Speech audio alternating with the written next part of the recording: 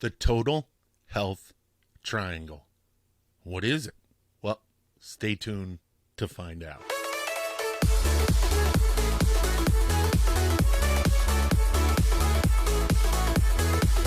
All right, hey, welcome back to Michael Sahno Has a Podcast. I am Michael Sahno, the host of the above-named or aforementioned podcast. That is way too many big words for this early in the morning. Actually, I wonder if it is the morning. I don't want to look at my watch because that'll probably tell me I stayed in bed too long. Whatever, not a big deal. Hey, what's going on? This podcast, this episode is brought to you by Sea and Land Fitness. So go on over there, check it out. The link's right below me on the screen. If you're listening to this, it's www.seaandlandfitness.com. All right, so the total health triangle. I know. It sounds like some cult stuff, like, oh, hey, give in to the total health triangle, or some kind of crazy get rich quick scheme or something like that. It is not. It's based in science. Isn't that what everyone says, though? Don't we all say? Like all the talking heads on YouTube and all the other podcasters, don't we always say it's backed up by science, or people in fitness? Well, I'm at the University of Florida. I am getting a master's in applied physiology and kinesiology, and the discipline that I'm focusing on is sports/performance psychology, but I've got this well-rounded education that's bringing it all together. And one of the things that I noticed is that it's almost as if they're building blocks. So that's where the total health, so it's a concept I came up with. It's something I coined, a little bit of branding. But the total health triangle is basically three individual elements that come together to give you total health. And if you pay attention to each of them, you have an opportunity to live a healthier life. And there's data to back this up, and I'm going to go into some of that data, not this episode, but when I focus in on the individual sides of the triangle. So let's back up for a sec. What is the total health triangle? So it's actually ridiculously simple. The total health triangle is three elements that combine together to give you,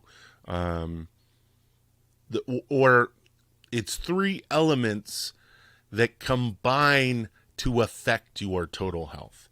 So on one side, we have psychology.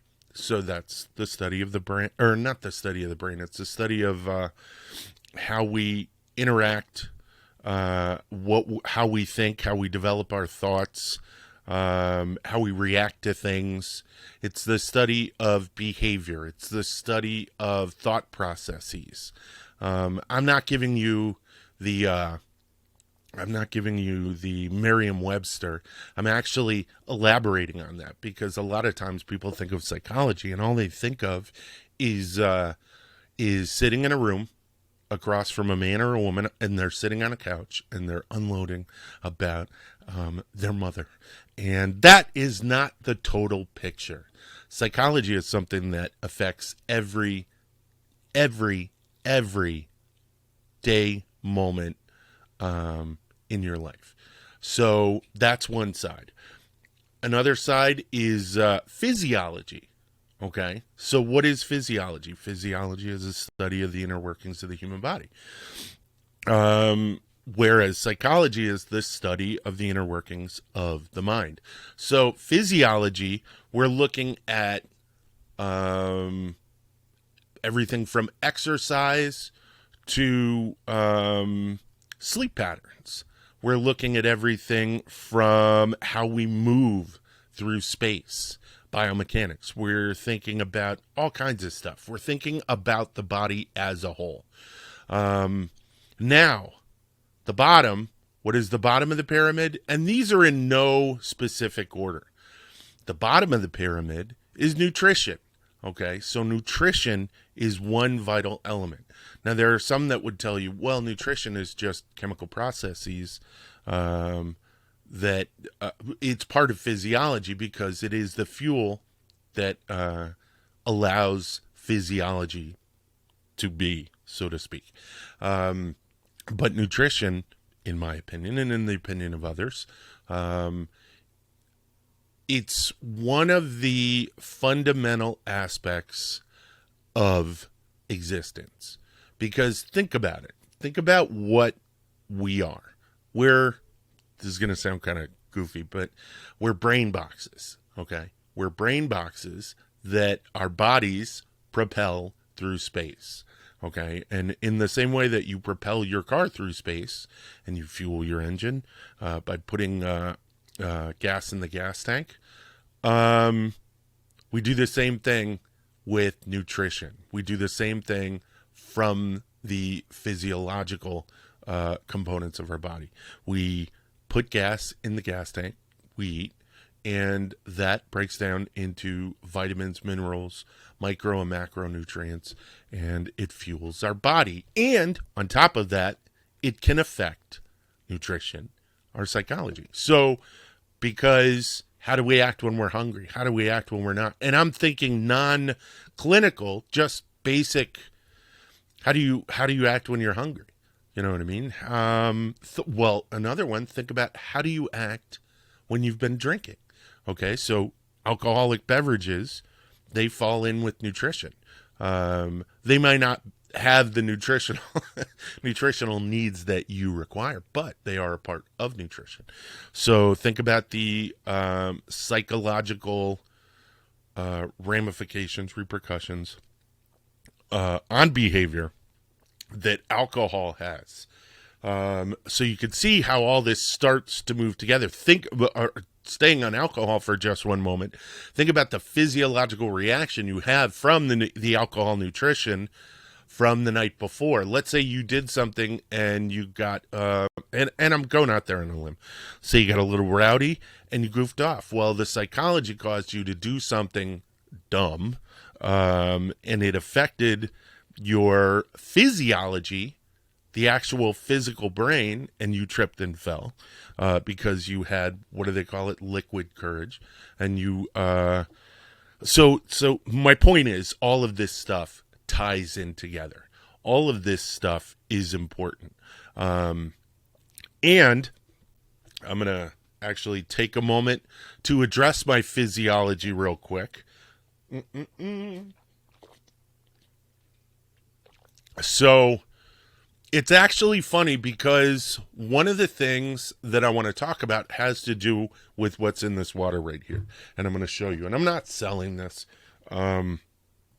It's concrete. Okay. So what is concrete? Concrete is creatine. Okay. Why am I bringing up creatine? Does it sound like I am selling it? I'm not. What I'm doing is giving you some information about the nutritional side, but that's also going to affect the, the physical side, and how it also affects the psychological side. So I take that just about every day. It is creatine HCl from a company called Concrete. I like it. It works for me. There is creatine monohydrate, which is the creatine that most people get, but it causes bloating. Okay. So remember I spoke to you guys, I think it was in another episode where I spoke about want and fear. So this is my little trigger object, motivational trigger object. So how does it affect how we know how it affects the physical side. And we know that from a nutritional standpoint, it is what's called an ergogenic aid. So it is not intended to be a food source, but it is something that I can take nutritionally that will aid in function, bodily function in some way, shape, or form. Okay, non-pharmaceutical.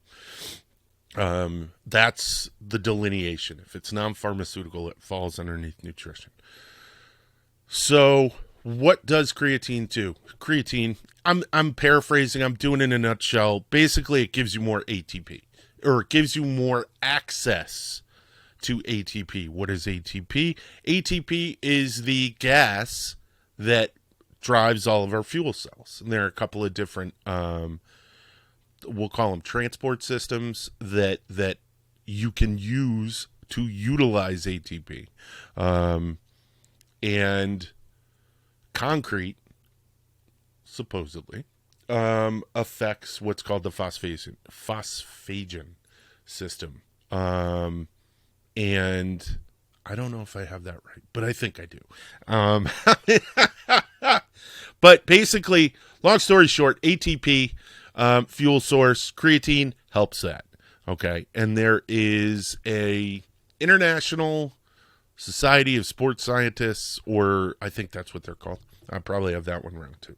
But they took a positional stance and they said that all the science says it's true. Okay. So why do I take the HCl one instead of the monohydrate? Well, the monohydrate can give you gastric distress, meaning you got a bellyache, you get bloating. There is water weight gain from it because water is used in the process and your body needs that water, so it holds onto it to do that. I don't want to go through that. I fear going through that. So that's the cycle. That's how basically all of these three things tie in together. And I think that's really important. And it's why I decided to use the total health triangle. I think that if we start to look at things in a more holistic way, if we start to look at the way things,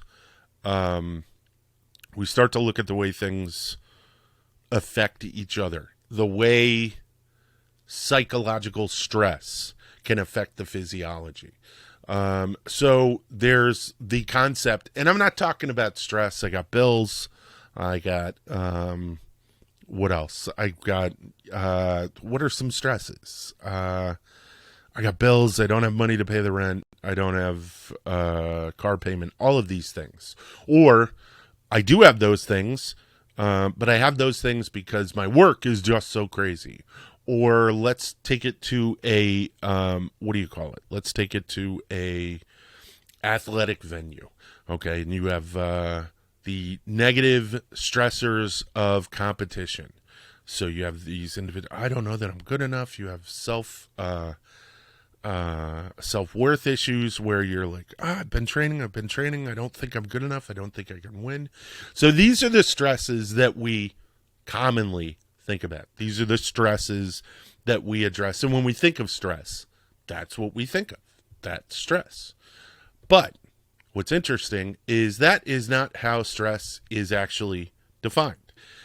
Stress is anything that can affect the psyche, anything that can affect the physiology, anything that takes things out of the norm, anything that takes you out of what we'll call homeostatic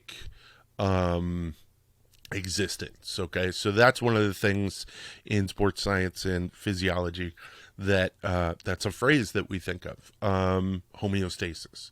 So homeostasis is, of course, what we strive for, and the more that we understand the different aspects of the triangle affect so any aspect of the triangle can affect any other aspect of the triangle. Once we understand that and we start to look at it from an overall view, we start to look at it from 30,000 feet, so to speak, we can start to live healthier lives. So one of the things, I'm in a nutrition course right now, and one of the things that I'm learning about is I'm learning about the impact Dr. Harrison, what's up? Big shout out. What I'm learning about is that there are so many causatives to ailments, both psychological and physiological, that do originate in the nutritional realm. There are so many things that are being done intentionally, and that's the weird part. I'm going to have a sip of coffee because this is kind of a deep concept right here. Give me one moment. All right, so there are a number of things that are being done in the nutritional arena, so to speak, that are affecting the physiology and psychology of all of us. It's having physiological and psychological ramifications on our health. So one of the things, and it's one of the things that's affecting me right now, actually. So I tend to be relatively strict with my food. My refrigerator is not empty, but it has very specific things. And I did that because I know my psychology will cause me to want things. So I love potato chips. But for some reason, and I'm not 100% sure what it is, potato chips, it's a combination of the oil and the salt in the concentrations that just make me feel like garbage, that make me feel like crap. So routinely what I try not to do is I try not to have them in the house. And I never learn. So I buy potato chips for my son, and then I go to eat them, and I feel crappy. And that is how one affects the physiology, how one affects the psychology. Because when I feel crappy, I kind of act crappy. I have no motivation. I don't want to do things. I won't work out. But I keep salads in the refrigerator, and there's these ready-made salads that I get at Walmart, and I like them. And when I get them, I take them out, and it's got the tray with all the meat and the cheese and all that stuff in it. And it's also got this thing of salad dressing. So I take that salad dressing out and I toss it. It's the first thing I do. Why? Because I eat a higher carb, low fat diet, so to speak. That is my diet. My diet consists of maintaining low fat from Monday through Friday. And then on Saturday and Sunday, I can pretty much eat whatever I want. Those are the rules that I've established for myself. But I find that when I don't stick within those rules, that I don't feel psychologically very good about myself. I feel as if I've failed in a commitment. So it's just an example of how behavior can affect physiology, how physiology can affect behavior, how nutrition can affect the way you feel, your psychology.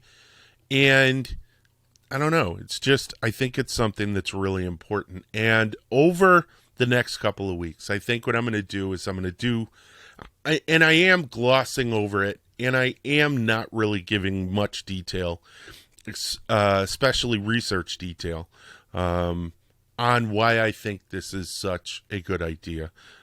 What's interesting, though, and I'm going to do a deep dive on it in the future, where I go really deep into the psychology part of it. I'm going to go deep into the physiology part of it. And I'm going to go deep into the nutritional part. But I'm not going to go into it as a whole.